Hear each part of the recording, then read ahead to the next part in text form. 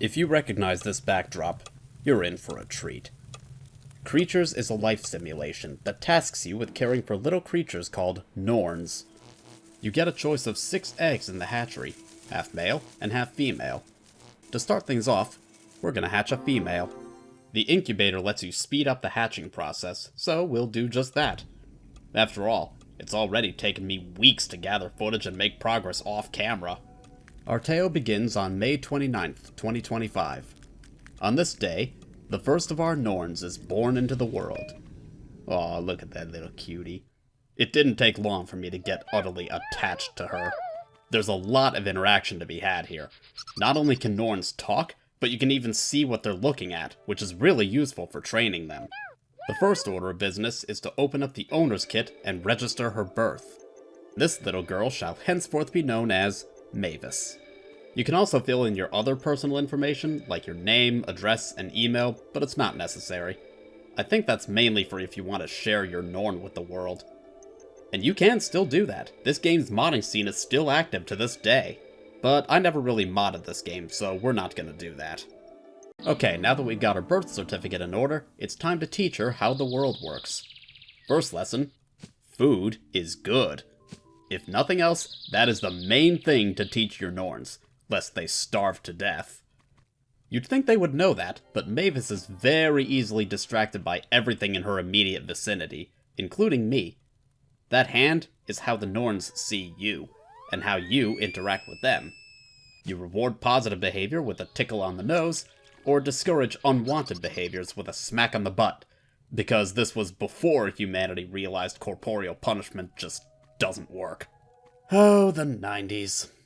After getting Mavis's attention long enough to lure her to the elevator, I take her to the computer to learn some key words. Norns can speak with very simple language, and while it's no chatbot, it's still competent. Actually, this game was well ahead of its time because Norns are powered by neural network programming, and this was almost 3 decades before that kind of tech rose to prominence. It's the same basic concept, positive and negative reinforcement with a touch of iterative generations. That's where breeding comes in. If you've seen Code Bullet, you're probably familiar with this concept, but Steve Grand actually beat him to the punch in 1996. To this day, he's still working on a spiritual successor to creatures. Updates on that project are slow as molasses, so temper your expectations. Albia has an assortment of plants, both good and bad, so I make it a point to distinguish them to Mavis. Herbs are good, weeds are bad, but I wound up calling the herbs plants. She knows the difference good enough. Well, she knows that there's a difference, that is. She doesn't really know yet that herbs are good and weeds are bad. The only way to drill that into her is to reward her for eating the herbs and stop her if she tries to eat the weeds. She also develops an incurable and inexplicable fascination with the elevators. That's a good start. Still, I tried to be nice to Mavis and not drag her all over the map and do things she didn't want to do, but I still wanted to explore a little bit. When I was younger, I would wear my Norns out by taking them on journeys all across the map, non-stop, but can you blame me? This world is beautiful, and I loved to explore it. I probably shortened the life expectancy of my Norns by not feeding them enough or wearing them out. There's no dead ends here. The world completely wraps around itself. Start at the incubator and keep going left, and you'll eventually end up back at the incubator. This is explained by Albia being a disc-shaped world, apparently. Disc-shaped like the CD in your drive. And that is how I'm playing this game. But would you believe it's still being sold to this very day? You can get it for cheap on Steam and GOG. I'll link them in the description if you're curious.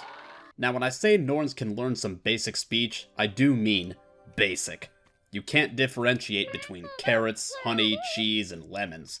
I quickly realized this when I told Mavis what a carrot is, and she started calling all foodstuffs carrots. On top of that, telling your Norns to push food is how you ask them to eat it.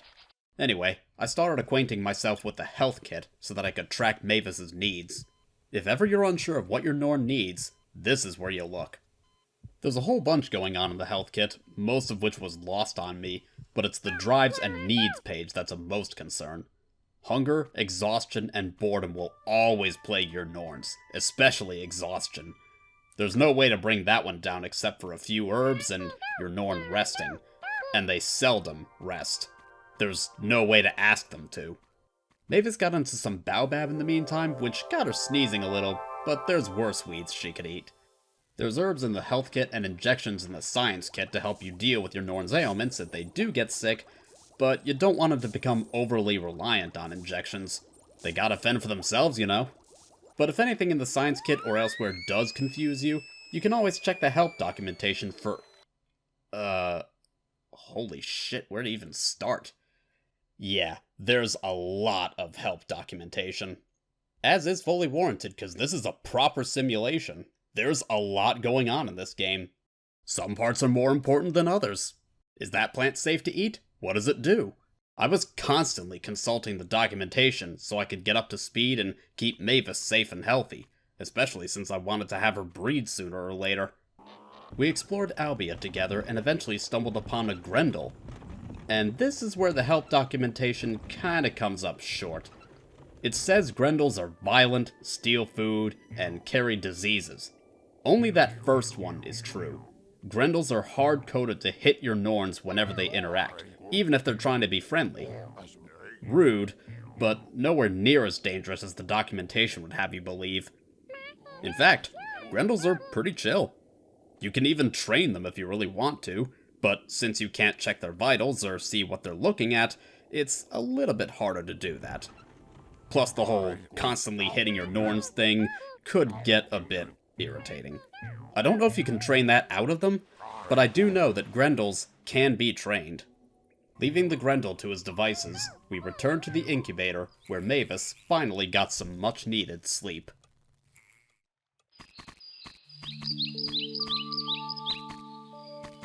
One hour into a Norn's lifespan is when they become capable of breeding. After spending an hour with Mavis, I decided to put her into stasis and hatch a male Norn. That would mean spending another hour with another Norn to get him ready to breed. So, it was back to the incubator. You've already seen the basic process of raising a Norn, so I won't go over it again. Just know that this was more or less the same song and dance, this time with Toby. Toby proved to be a bit of a problem child. The idea with food is that you pick it up and you eat it. But Toby would pick it up, drop it, pick it up, drop it, and eventually he might eat it. I don't know why he did it, I didn't know how to train it out of him, but no matter what I did, he would keep that routine for, well, longer than I'd like to admit. In fact, I don't think I ever really trained it out of him. No matter how many times I told him no whenever he dropped the food, the behavior would just never go away. Damn it, Toby. He also shared Mavis's fascination with elevators and the buttons to call them. I tracked his decision-making in the science kit to see what was up, but I ultimately decided it was pretty benign behavior. If I made more of an effort to discourage it, maybe he would have stopped, but I didn't want to give him worse ideas. Like, say, getting bored and trying to eat a death cap. Yeah, those mushrooms are exactly as lethal as they sound. Good news is they're practically out of reach. You'd have to go out of your way to get them since they're, fittingly, in a dead end. But if that's what you want to do, game creator Steve Grand won't judge. He wanted to make a game, quote, equally appealing to children and adults, men and women. Something you wouldn't be ashamed to keep on your office PC. Something a naturalist would want to study, a father would want to teach soccer, a granny to dress up, and a complete bastard to butcher mercilessly. Of course, from what I've read in the creatures community, that kind of sadism will get you some seriously dirty looks. Okay, maybe Grant wasn't completely indifferent if he's gonna call you a complete bastard if you torture your Norns, but, I mean, the game doesn't judge. Your Norn sure will, though. But I plan to be nice to my Norns, even if that means feeding Toby some nightshade, causing him to go out cold. Technically, you don't want your Norn eating weeds, so this wasn't a great idea since I'm just encouraging him to eat more, but thankfully, he never had any problems and stuck to herbs and foods. Whenever he did actually decide to eat. As we lounged around on the island for a bit, I mulled over options to get Toby some much-needed sleep. Sleeping pills increase his sleepiness, which doesn't mean much if he refuses to actually fall asleep. Wake-up pills aren't really a great option either in my book, since I don't want to turn him into an insomniac. But I do admit it would be hard for him to sleep with that Grendel nearby ready to smack him around. No, you get the hell away from those death caps, buddy. Jeez, you see why I'm so chill with him being distracted by the elevator? That probably saved him. There's not a whole lot you can do if they eat a death cap except give them lots of food and hope it keeps the glycotoxins from doing their deadly work. No such need here, thankfully. In the meantime, I consulted the help documentation for information about drives and needs, but, well, maybe if you know a thing or two about chemistry, you'd get more out of this than I would. I don't, so I can only glean so much. All I can do is watch the charts and act accordingly. Otherwise, it's just more of the same. Playing with him, feeding him. The baobab catches his attention, but I distract him away from it. I try to get him to eat the food instead of dropping it constantly by telling him no when he drops it, but, predictably, it doesn't work. When he makes the transition from adolescent to adult, I call it a day. Next session, I would bring Mavis and Toby together to get them breeding.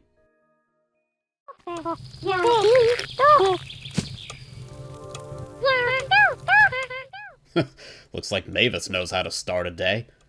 Norns will spawn near the incubator when you import them into your game, which is convenient since Toby's out in the garden. Even better, he's right by the teleporter, so I beam him over to meet Mavis. They go on a date in the elevator for a round or two before doing a little flirting. They kiss each other, and they hit on each other. Like, literally, they hit each other. I don't know what's so romantic about physical assault, but maybe Norn culture's just different. I also run into the curious problem of them being too distracted by each other to feed themselves. When one is interested in food, the other starts flirting. Or they're both distracted by each other. I also realize that Toby might not have matured out of adolescence just yet, but he should still be viable, I think. It sure ain't stopping him from showing affection for each other. I was constantly checking the health kit to see who was hitting who, but eventually gave up. Perhaps this is just an inevitability and not worth my time. While they enjoyed each other's company, I checked the breeder's kit to see how viable Mavis was. As I did, all her stats suddenly plummeted, indicating that the two of them just made it. Being in the breeder's kit and not in the game, I didn't hear it, but I knew it happened. Mission successful, right? Well, I looked through the help documentation to learn more about Norn breeding. Turns out, this is a proper life simulation. It's not enough for them to go at it. They have to do so at the right time. That's determined not just by their sex drive, but by Mavis's menstrual cycle. To put it simply, male Norns have testosterone, which is almost always peaked out, and females have estrogen, which goes up and down. You need to catch the female while her estrogen is on its way down from its peak, during which time she's fertile. Norns don't care about any of this and will breed just because they want to. Mavis wasn't fertile, and she was no longer in the mood to try again. I am well aware of how great all this sounds out of context. But rest assured, there's nothing graphic in this game. I mean, there's a lot of graphs you can look at, but there's nothing explicit. Mavis and Toby are happy to play and enjoy each other's company, but I eventually got sick and tired of them getting distracted by each other to do things like eat their damn food, and so I separated them. Bon voyage, Mavis. Now maybe the two of you can focus on your needs for a while. It's hard to simultaneously track two separate Norns in two separate places, so you have to have it in good faith that they won't do anything stupid while you're not looking. Or just leave them somewhere away from danger. Once I decided they'd met their needs, I let them reunite, and in time, I heard the distinctive sound of them making love to each other. Did it work? Is Mavis pregnant this time? If the gray figure in the breeder's kit turned black with a number in it, then she'd be ready to lay an egg soon.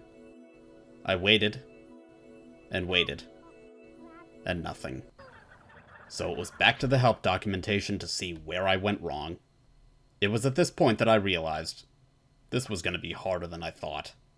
For the better part of an hour, I waited for them to try again. I found a graph in the science kit that would help me track Mavis's hormones, making it easier for me to figure out when she was ready.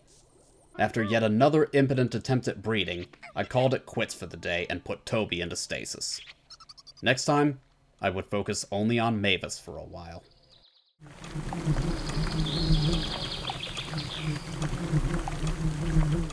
I took a minor hiatus from the game for a while, playing on and off and tending to both Mavis and Toby off-camera. I decided to expand the field of view as well, allowing us to see more of the world at a time. And it's well worth looking at. Did you know the backdrop is a physical 3D sculpture? Most of it is still out there. The settlement and kitchen are on display at the Center for Computing History in Cambridge. The statue of Normandy Ocean Ruins and Garden were auctioned off, but the statue was destroyed in transit. Bad day for Spoonie. Best I can tell, though, Dawn, a prominent member of the creatures community, still has the garden set. In any case, my time with Mavis was spent trying to get her in the right mood. And to do that, you feed her tomatoes. I was also trying to get her to stop running into the wall because that was just hurting her. Creatures 2 had this problem in spades. There was a flaw in the reward-punishment system that made it feel amazing to turn around after bumping into something, only to face the same wall or obstacle that they initially bumped into. It's known as wall bonking, and while it's not as bad in Creatures 1, it's still a problem at times. Modern releases fixed the issue, but I had to try to stop it the old-fashioned way. I can't even really classify this as classic wall bonking. She's just running into the wall, seemingly under the impression that it's gonna move at some point. It won't. Her fertility was rising in the meantime, but I wasn't sure if it was enough. Her estrogen was starting to trend downward from its peak, so maybe soon it would be time.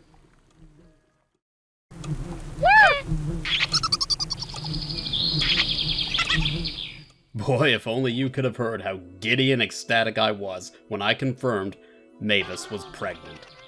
After hearing a kiss pop and seeing the charts for Mavis's hormones acting up, I knew that could only mean one thing.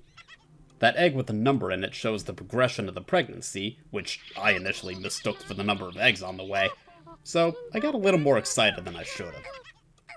When it reaches 8, out comes the egg, and then it counts back down to 0. I'd done it.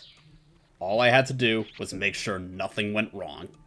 Mavis and Toby enjoyed each other's company while we waited, and eventually, the egg appeared right by the incubator. For this occasion, I decided to let the hatching process run its course, so I left it alone.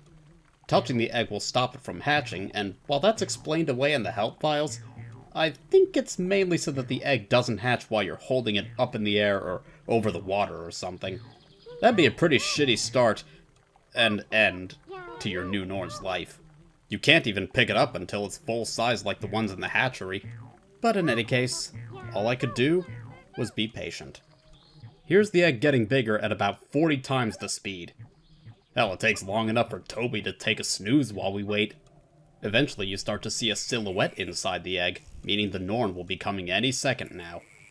After waking up from a quick nap, Toby uncharacteristically gets himself a bite to eat without futzing around with his food in the meantime. Now there's some character development. Don't worry, he goes right back to his usual routine of picking it up and dropping it again soon after. The balance is restored. As for the egg, I've got 3 words for you. It's a girl.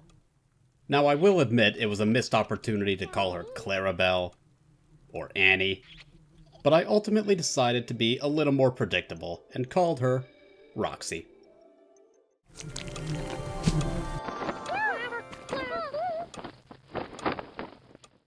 I put Toby in stasis to give Mavis a break from his shenanigans, so it was just mother and daughter for a little while. I was under the false impression at the time that she was losing eggs, and that Toby going at her was causing her to lose them. But even then, she wasn't going to be able to produce more eggs anytime soon, so it only seemed fair to give Mavis some quality time with her daughter. Or so I thought until I heard her sneezing pretty hard. Not even the baobab caused this bad of a reaction. What happened? High temperature, an active immune response, and declining life force confirmed my worst fears. Mavis was sick. Somewhere, somehow, she must have caught some bacterial infection. Since I didn't want her coughing or sneezing all over her newborn, I quickly quarantined Roxy once I confirmed what was going on. So where did this even come from? Did she eat a bad plant while I was looking after Roxy? That's what I suspected at first, all the way up to editing. But the only other potential culprit was the pyrithium, which looks dangerously close to the medicinal feverfew, but all that does is cause pain and hunger, not coughing fits. I wouldn't be surprised if that was the case, though. Pyrethium is very obviously based on pyrethrum, a real-life plant used in insecticides. It's not healthy for mammals to ingest, but, again, this isn't the same thing, and I couldn't find any documentation to suggest that that's what happened. Well, no matter. All I could do at that point was just help Mavis fight off the infection by feeding her herbs and food to help her immune system fight it off. My heart sank as her life force dropped all the way to 30%. That's not good. If that drops to 0, she's done for. Just the fact that Norns can get sick and have immune systems shows how intricate the simulation really is. The skinny is, as long as your Norn is well fed and looked after, they'll pull through. But I was legitimately worried that she may not recover from this.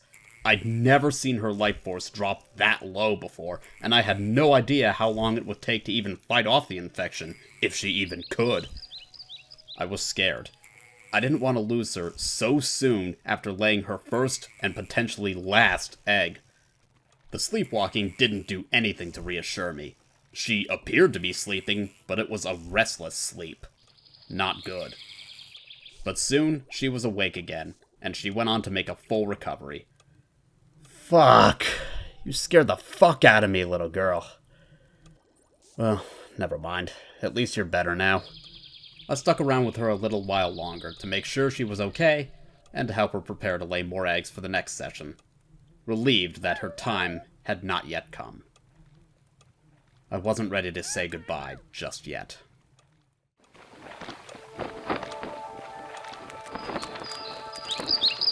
Shortly after Mavis recovered from her illness, she got back together with Toby and laid another egg.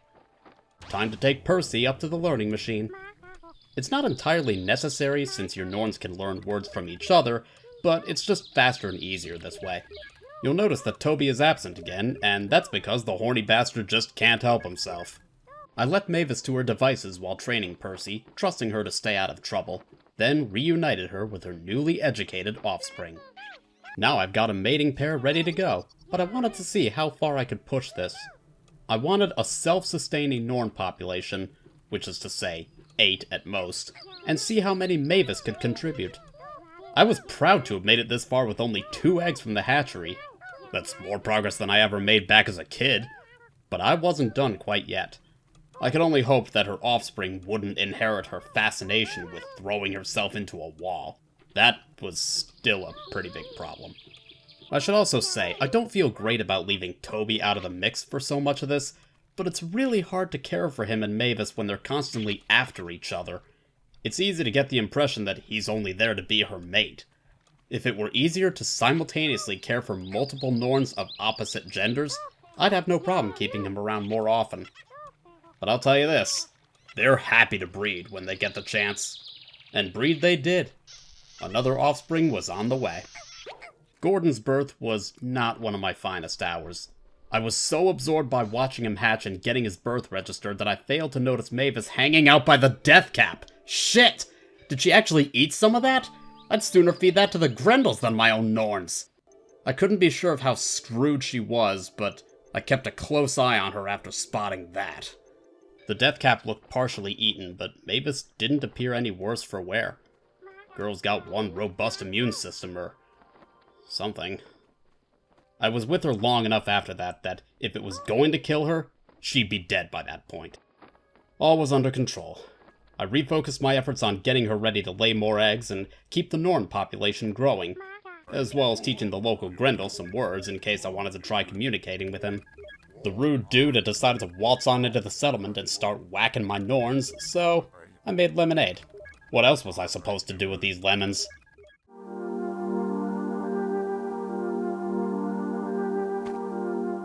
Mavis is gone.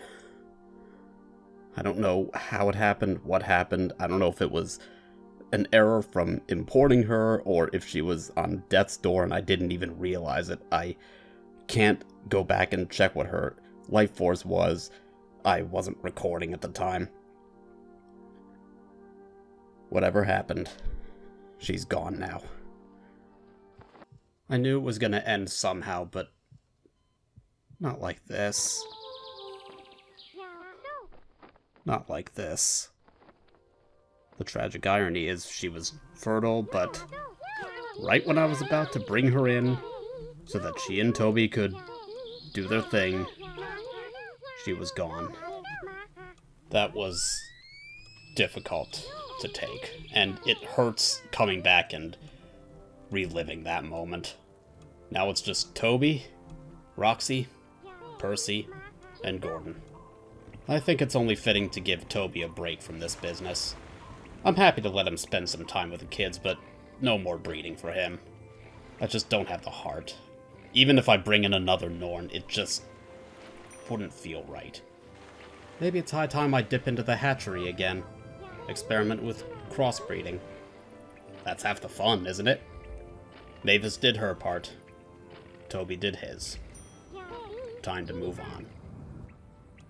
I know it's just a computer simulation, so maybe I shouldn't get so emotional, but that's just what this kind of thing does to you. She may be just a file on a computer, but I raised her, damn it. I think it's only natural to get attached like that. This isn't the end of the story. Far from it. It's simply the end of the beginning. Roxy, Percy, Gordon, and maybe more will continue what Mavis and Toby started. And besides, with this being a computer simulation, I've got one last trick up my sleeve. Just in case I ever want to see Mavis again.